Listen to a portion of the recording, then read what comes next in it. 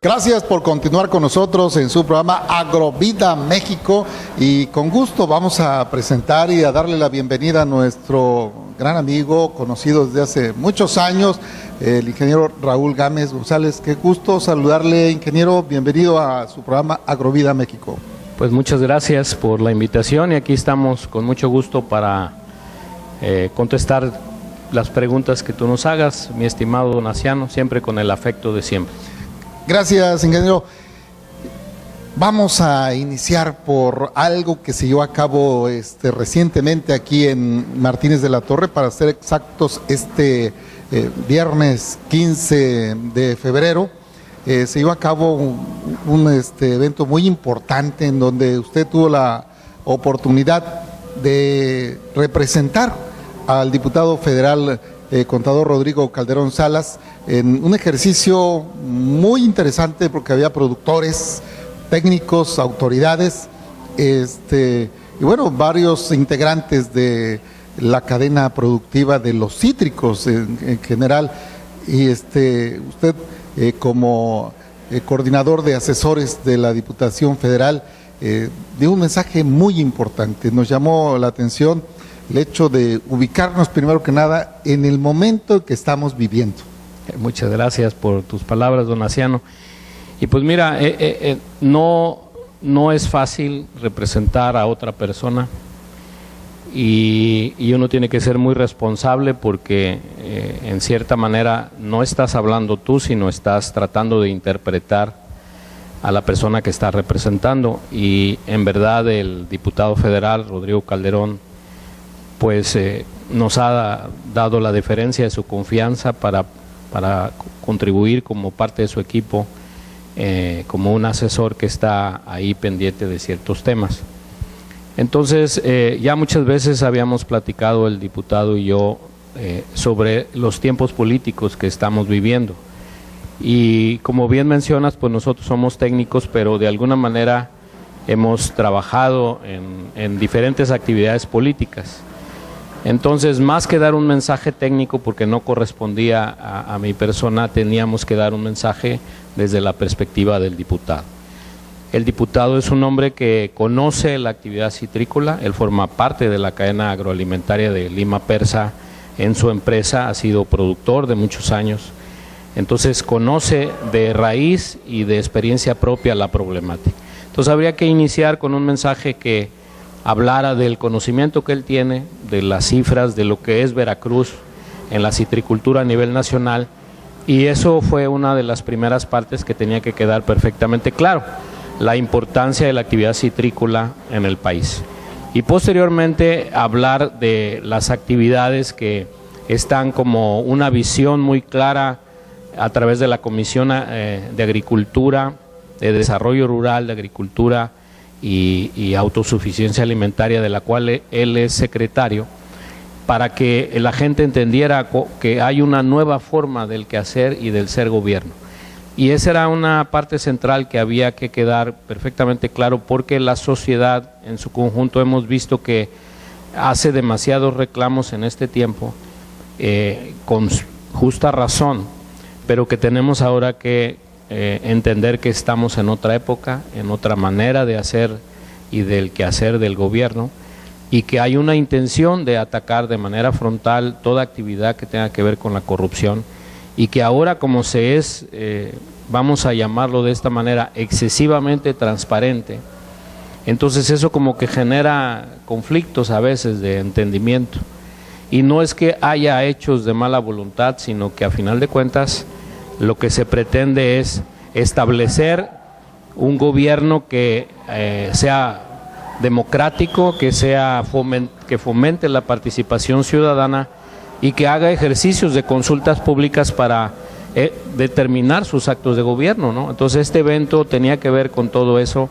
y la intención era transmitir el mensaje y el compromiso del diputado de participar, dando voz y escuchando a a las personas para que a partir de ahí se pueda construir una agenda legislativa que le permita tener un orden y una dirección.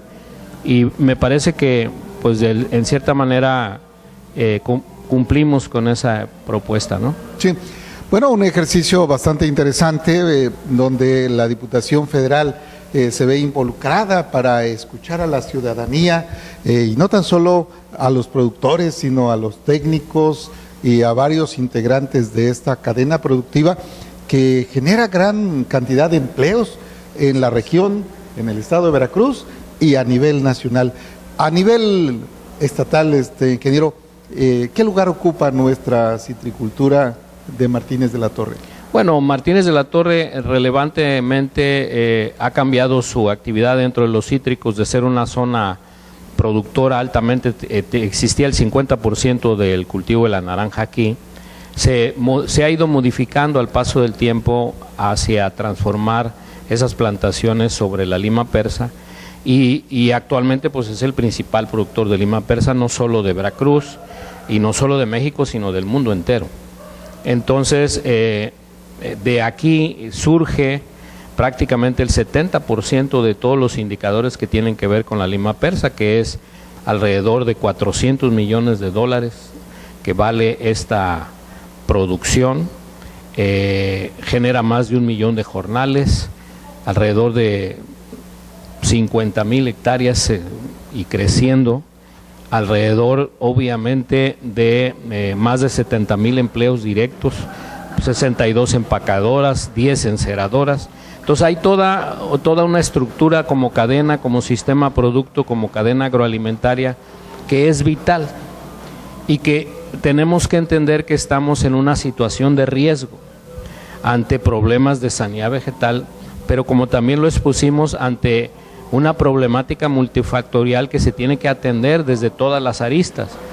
Tenemos un problema de la ley FICMA que está ya siendo establecida, que pone en riesgo las exportaciones de la lima persa, y bueno, el diputado está muy consciente de todo esto, de tal manera que él quiere ir poco a poco tomando las decisiones y las acciones desde su ámbito de competencia y responsabilidad para darle solución a cada uno de estos problemas.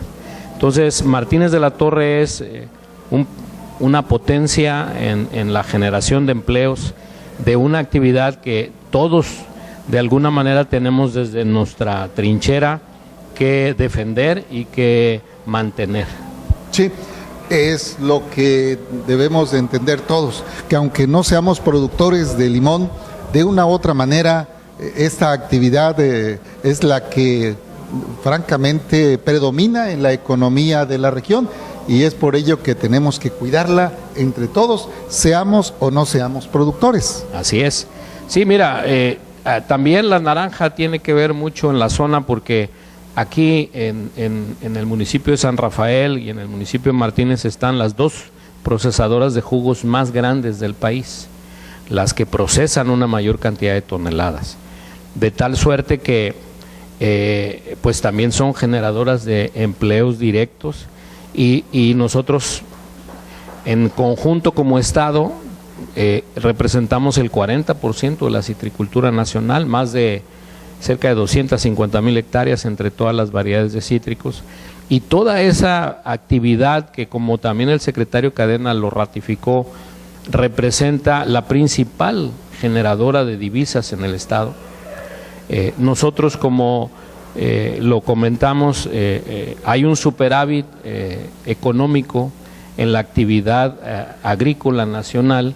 Si bien es cierto que somos el principal exportador de maíz, por eso la política agropecuaria que tiene que ver con la intención de ser autosuficientes, también somos superavitarios en otros cultivos, ¿no?, que básicamente tienen pocos apoyos y son más de tipo empresarial y del propio mérito de los productores o de los empresarios que se dedican a ello.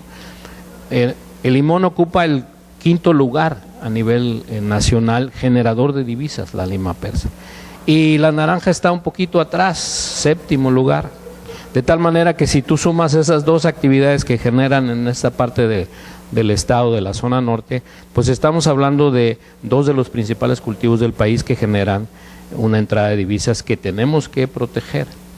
Entonces hay otros cultivos como la papaya, que también es importante, y como la piña, que Veracruz también es altamente productor y generador de divisas en ese sentido. Entonces, el contador, si bien es cierto que quiere y tiene la intención de ayudar como diputado principalmente a la actividad citrícola, está preocupado por toda la actividad agropecuaria del Estado y está buscando ser pues como un enlace del desarrollo agropecuario de Veracruz con la Federación.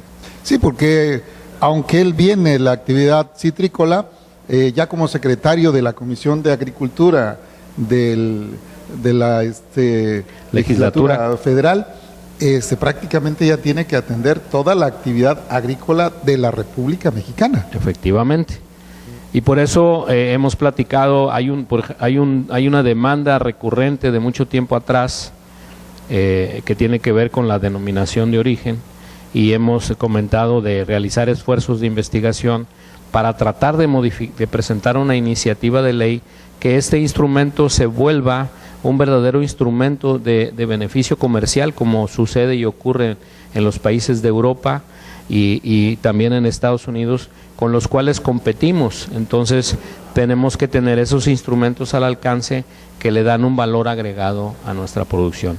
Y estamos haciendo una sinergia, vamos a empezar a investigar, a ir al Instituto Nacional de Protección Industrial e ir generando toda esta propuesta que no solo va a beneficiar al cultivo de la lina persa, sino a todos los cultivos que se exportan. Entonces, el diputado tiene claro su interés, él quiere ser un diputado diferente y ser un diputado como ningún otro lo ha sido en nuestro distrito. Y yo creo que ya lo empezó a hacer porque él, que yo recuerde, es el único diputado, y tú me dirás si estoy en lo cierto, que cada vez que está en Martínez de la Torre está presente en su oficina de enlace. Anteriormente los diputados federales lograban el cargo y no los volvíamos a ver, ¿no? Y ahora él está aquí, atiende, gestiona y recibe a la gente que tiene interés en verle. Obviamente su trabajo del tiempo y de acción tiene que ver más con su asistencia en el Congreso, y donde también tiene una participación muy activa dentro de la junta directiva de la comisión, de la propia comisión y de las sesiones del Congreso cuando éstas se han llevado a cabo. Sí, porque este foro prácticamente fue un ejercicio en donde la Diputación Federal, en coordinación con algunos otros sectores, tuvieron a bien ver qué es lo que el ciudadano percibe, cuáles son sus inquietudes. Ingeniero, ¿usted cómo vio la participación de los ciudadanos en este foro sobre la sanidad vegetal? Mira, en esta ocasión el diputado fue muy puntual. Cuando le presentaron el proyecto, él sugirió ciertos detalles que se tenía preferentemente que buscar un grupo interdisciplinario para que nos vinieran a dar a conocer las acciones que están haciendo desde sus responsabilidades en el control del HLB, que es una enfermedad que está minando la actividad productiva y el rendimiento y la calidad de la fruta en todas las variedades de cítricos. Yo creo que este primer ejercicio fue un ejercicio que podemos calificar de positivo.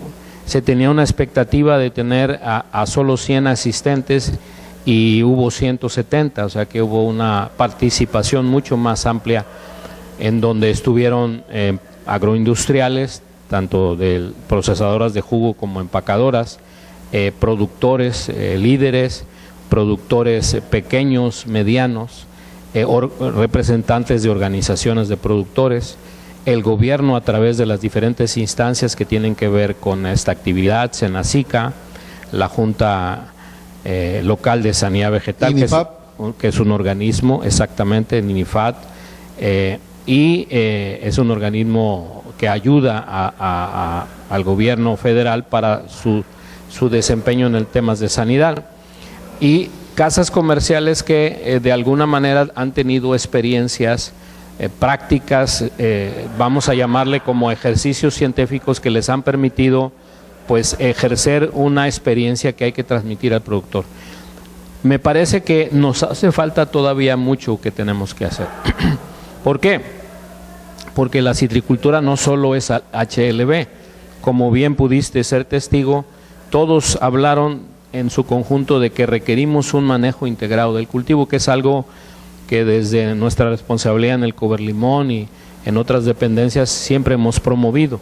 La citricultura no es solamente un elemento, requiere muchas más cosas y ahora empezó esto como una semilla y le vamos a seguir dando continuidad para manejar este tipo de foros que nos permita las dificultades y la problemática la podamos transformar en retos y compromisos que nos den la oportunidad de mantener rentable la citricultura en Veracruz.